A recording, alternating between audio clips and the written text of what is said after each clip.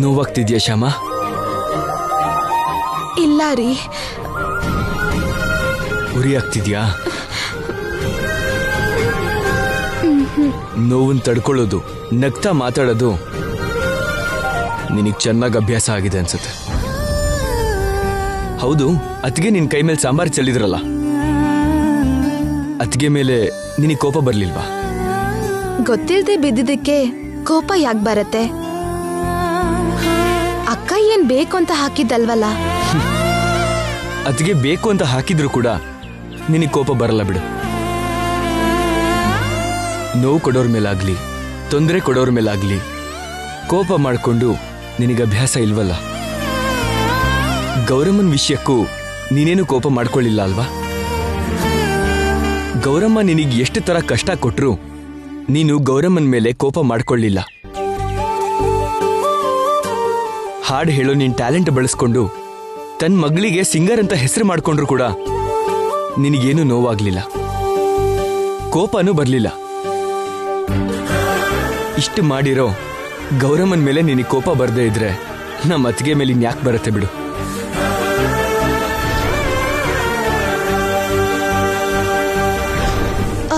ರೀ, ಗೌರಮ್ಮ ಅಂದ್ಕೊಡ್ಲೆ ನೆನ್ಪಾಯ್ತು. ಬೆಳಿಗ್ಗೆ ಬೇಡ, ಗೌರಮ್ಮ FM ಸ್ಟೇಷನ್ಗೆ ಬಂದಿದ್ಲು ಅಂತ ಹೇಳಿದ್ರೆ ಅಖಿಲ್ ಅವರು ಸುಮ್ಮನೆ ಇರಲ್ಲ. ಹೋಗಿ ಗೌರಮ್ಮನ್ನೇ ಕೇಳ್ತಾರೆ, ಯಾಕೆ ಹೋಗಿದ್ದೆ ಏನು ಅಂತ ಪ್ರಶ್ನೆ ಮಾಡ್ತಾರೆ. ಆಮೇಲೆ ಗೌರಮ್ಮ ದೊಡ್ಡ ಗಲಾಟೆ ಮಾಡ್ತಾರೆ. ಆ ಗಲಾಟೆ ಆದ್ರೆ ನಾನೇ ಕೃಷ್ಣ ತುಳಸಿ ಅನ್ನೋ ವಿಷಯ ಹೊರಗಡೆ ಬರ್ಬೋದು. ಅದಕ್ಕೆ ಗೌರಮ್ಮ FM ಸ್ಟೇಷನ್ಗೆ ಬಂದಿದ್ರು ಅನ್ನೋ ವಿಷಯ ಅಖಿಲ್ ಅವ್ರಿಗೆ ಹೇಳೋದು ಬೇಡ. ಹೇಳು ಶ್ಯಾಮ.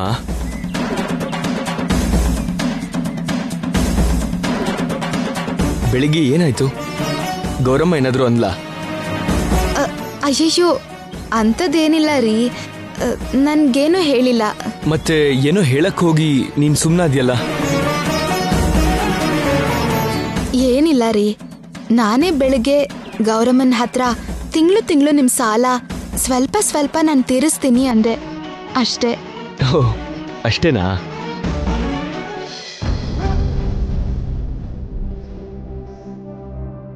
ಪಾಪ ಬೆಳಗ್ಗೆಯಿಂದ ಫ್ಯಾಕ್ಟ್ರಿಯಲ್ಲಿ ಕಷ್ಟಪಟ್ಟು ಬಂದಿದ್ದಾಳೆ. ಕೈ ಸುಟ್ಟಿದ್ರಿಂದ ಊಟ ಕೂಡ ಸರಿಯಾಗಿ ಮಾಡಲಿಲ್ಲ. ಕನಿಷ್ಠ ಪಕ್ಷ ಈ ಹಾಲಾದ್ರೂ ಕುಡಿ ಅನ್ಬೇಕು, ಇಲ್ದೇ ಇದ್ರೆ ಪಾಪ ಶ್ಯಾಮಗೆ ಸುಸ್ತಾಗತ್ತೆ.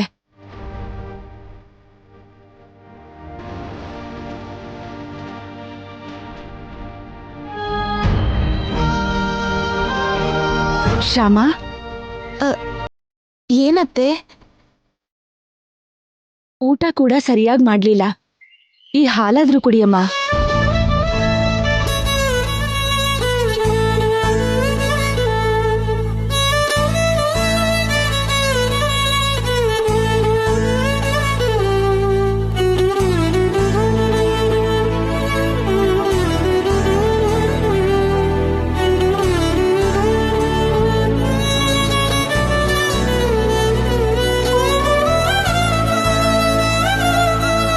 ಹಾಲ್ನ ನೀವ್ ತಗೊಂಡ್ ಬಂದ್ರಲ್ಲ ಅತ್ತೆ, ಬೇಕಾದ್ರೆ ನಾನೇ ಹೋಗಿ ತಗೊಂಡ್ ಬರ್ತಿದ್ನಲ್ಲ. ಯಾಕೆ, ನಾನ್ ತರಬಾರ್ದಾ? ಅತ್ತೆ ಬಂದು ಸೊಸೆ ಸೇವೆ ಮಾಡೋದೇನು ಅಂತ ಅವಳು ಹೇಳ್ತಿದ್ದಾಳೆ ಮಮ್ಮಿ. ಇದೊಂದ್ ದೊಡ್ಡ ಸೇವೆನಾ? ಹಾಗಂದ್ಕೊಂಡ್ರೆ ಇವಳು ನನಗೆ ಎಷ್ಟು ಸೇವೆ ಮಾಡಿದಾಳೆ, ಎಷ್ಟು ಸಲ ಮಾಡಿದಾಳೆ. ಇವಳು ಮಾಡಿರೋ ಸೇವೆಗಳನ್ನ ಹೋಲಿಸಿದ್ರೆ ಇದೊಂದು ಸೇವೆನಾ ಹೇಳು? ಅಯ್ಯೋ ಅತ್ತೆ, ಇದೇನ್ ಮಾತು? ಅಮ್ಮನ್ ಹಾಗಿರೋ ನಿಮ್ಗೆ ಹಾಗೆ ಸೇವೆ ಮಾಡೋದು ನನ್ನ ಕರ್ತವ್ಯ. ಮಗಳ ಹಾಗಿರೋ ಸೊಸೆಗೆ ಹೀಗೆ ಸೇವೆ ಮಾಡೋದು ಕೂಡ ನನ್ನ ಕರ್ತವ್ಯನೇ. ಸಾಕು ಅತ್ತೆ, ಸಾಕು. ನಿಮ್ ಮನ್ಸಲ್ಲಿ ನನ್ಗೆ ಆ ಸ್ಥಾನ ಕೊಟ್ಟಿದ್ದೀರಾ, ಅಷ್ಟು ಸಾಕು ನನ್ಗೆ.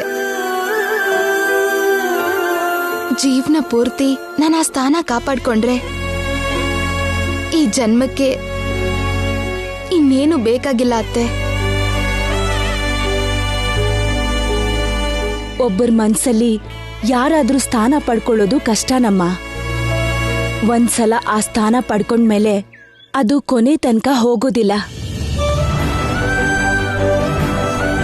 ಆದ್ರೆ ಮಾತ್ರ ಮಧ್ಯ ಮಧ್ಯ ಒಬ್ಬರು ಮಾಡಿದ್ದು ಇನ್ನೊಬ್ಬರಿಗಿಷ್ಟ ಇಲ್ದೆ ಕೋಪ ತಾಪಗಳು ಬರ್ತಿರುತ್ತೆ. ಅದೇ ಮೊನ್ನೆ ಕಾಮಾಕ್ಷಿ ದೀಪದ ವಿಷಯದಲ್ಲಿ ನಮ್ಮ ಮಧ್ಯೆ ಬಂದ ಹಾಗೆ. ಅಂಥದ್ದು ಬಂದು ಹೋಗ್ತಿರತ್ತೆ ಹೊರತು ಮನ್ಸಲ್ಲಿರೋ ಸ್ಥಾನನ ಯಾವತ್ತೂ ಬದಲಾಯಿಸಲ್ಲ. ಕೂತ್ಕೋ.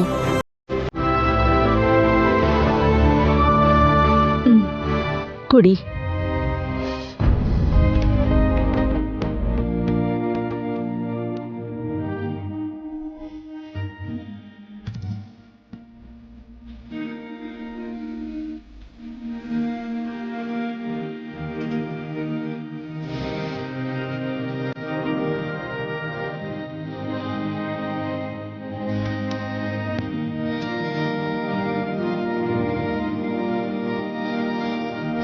ಈಗ ಕೈನೋ ಹೇಗಿದೆಯಮ್ಮ? ಅವರಿಂದ ಅರ್ಧ ಕಡಿಮೆ ಆಯ್ತು, ನಿಮ್ಮಿಂದ ಪೂರ್ತಿ ಕಡಿಮೆ ಆಯ್ತು.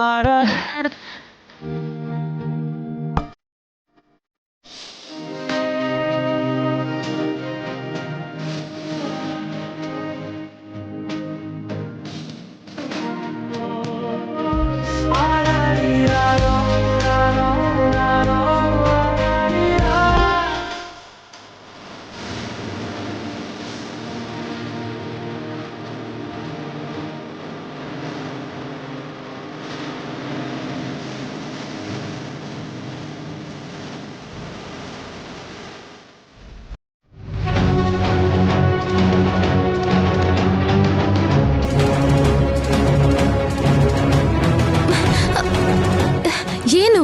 ಯಾಕೆ ಹೀಗೆ ಎಳಿತ್ಯಾ? ನಿನ್ ಹತ್ರ ಮಾತಾಡ್ಬೇಕು. ಮಾತಾಡೋಕೆ ಕರಿಬೋದಲ್ಲ, ಎಳಿಯೋದ್ ಯಾಕೆ? ರಹಸ್ಯವಾಗಿ ಮಾತಾಡ್ಬೇಕು, ಅದಕ್ಕೆ ಹೀಗ್ ಪಕ್ಕಕ್ಕೆ ಕರ್ಕೊಂಡ್ ಬಂದಿತ್ತು. ಏನೋ ಆ ರಹಸ್ಯ? ಅದೇ ಆ ದುಡ್ಡಿನ ಬಗ್ಗೆ. ನನ್ನ ಸಾಲ ತೀರಿಸ್ತೀನಿ ಅಂತ ಮಾತು ಕೊಟ್ಟಿದ್ಯಲ್ಲ, ನಿನ್ನ ಸಂಪಾದನೆಯಿಂದನೇ ನನ್ನ ಸಾಲ ತೀರಿಸ್ತೀನಿ ಅಂತ ಮಾತು ಕೊಟ್ಟಿದ್ಯಾ. ಎಲ್ಲಿವರೆಗೂ ಬಂತು ನಿನ್ನ ಆ ಸಂಪಾದನೆ? ಇಲ್ಲಿವರೆಗೂ ಎಷ್ಟು ಸಂಪಾದನೆ ಮಾಡಿದ್ಯಾ? ಈ ತಿಂಗಳು ಎಷ್ಟು ಸಾಲ ತೀರಿಸ್ತ್ಯಾ? ಯಾವಾಗ ತೀರಿಸ್ತ್ಯಾ? ನೀನ್ ಸಾಲ ತೀರಿಸ್ತೀನಿ ಅಂತ ಮಾತು ಕೊಟ್ಟಿದ್ದೀನಿ, ತೀರಿಸ್ತೀನಿ. ನೀನ್ ಹೀಗೆ ಪದೇ ಪದೇ ನೆನ್ಪು ಮಾಡೋ ಅಗತ್ಯ ಇಲ್ಲ. ಸರಿ ಬಿಡು, ನೆನ್ಪು ಮಾಡಲ್ಲ. ಆದ್ರೆ ನೀನು ದುಡ್ಡನ್ನ ಹೇಗ್ ಸಂಪಾದನೆ ಮಾಡ್ತೀಯಾ? ಯಾವ್ದಾದ್ರೂ ಕೆಲಸ ಮಾಡ್ತಿದ್ಯಾ ಇಲ್ಲ ವ್ಯಾಪಾರ ಮಾಡ್ತಿದ್ಯಾ? ಕೆಲಸ ಮಾಡೋದಕ್ಕೆ ಹೆಚ್ಚೇನು ಓದ್ಕೊಂಡಿಲ್ಲ, ವ್ಯಾಪಾರ ಮಾಡೋದಕ್ಕೆ ದುಡ್ಡಿಲ್ಲ. ಮತ್ತೆ ನೀನೇನ್ ಮಾಡ್ತಿದ್ಯಾ? ನಿನಗ್ ಬರೋದು ಹಾಡೋದಕ್ ಮಾತ್ರ ಅಲ್ವಾ? ಒಂದ್ ವೇಳೆ ಕಚೇರಿ ಮಾಡಿ ಹಾಡಿ ಸಂಪಾದನೆ ಮಾಡ್ತಿದ್ಯಾ?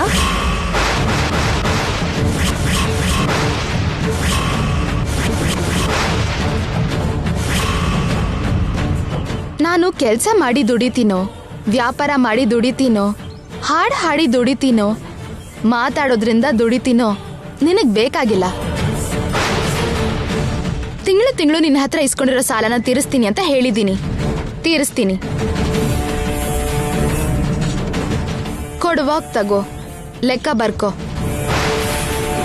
ಅದನ್ ಬಿಟ್ಟು ನಾನು ಹೇಗ್ ಸಂಪಾದನೆ ಮಾಡ್ತೀನಿ, ಎಷ್ಟು ಸಂಪಾದನೆ ಮಾಡ್ತೀನಿ ಅಂತ ತಿಳ್ಕೊಳ್ಳೋ ಪ್ರಯತ್ನ ಮಾಡಿದ್ರೆ ಅದು ನಿನ್ಗೆ ನಿನ್ ಮಗಳಿಗೆ ನಷ್ಟ.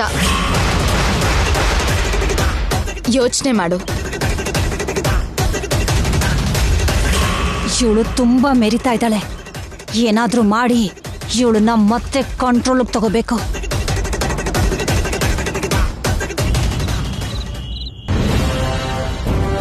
ಹೌದಾ?